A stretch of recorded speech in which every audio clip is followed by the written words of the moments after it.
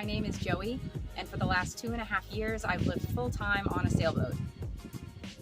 The boat that I live on is 42 years old and has been through its fair share of hurricanes. And when we received it, it definitely still had some hurricane damage. So I'm constantly in the process of doing projects.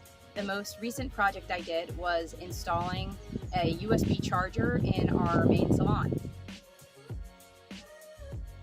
I bought a 2-pack of these USB chargers off of eBay, and they were only a few dollars each, so I thought this would be a big upgrade for us for not much cost. Here are the tools that I needed for this project.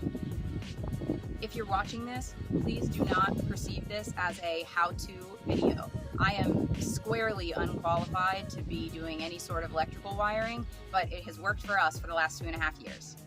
This project was pretty simple. All I had to do was drill a few holes and then do some simple electrical wiring to run the charger to our power source, which was under the kitchen sink. The first hole that I drilled was in the position right above our sofa, where we wanted the charger to be mounted to the wall. The next hole I had to drill was leading into our galley cabinet underneath the sink.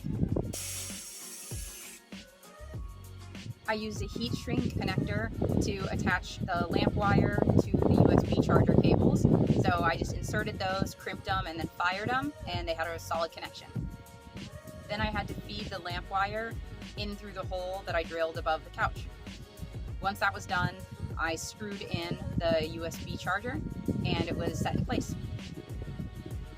Once that was done, I fed the loose end of the cable behind our couch cushions and in through the kitchen cabinet underneath the sink so that I could connect it to the terminal block that is set there. The terminal block under our sink supports a few other things as well.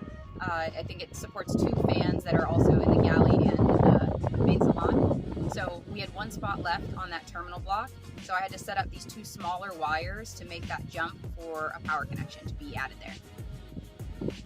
I added on the last 2 ring terminal ends to the lamp wire that I had fed under the galley sink, and to do that I just crimped it again and then used heat shrink. Once everything was attached, I turned the power back on and the USB charger did not work. That's because lamp wire is not labeled in any way, so it's kind of just a guess and check. So I unscrewed the terminals that I had just attached, swapped them, turned the power back on, and we were in business.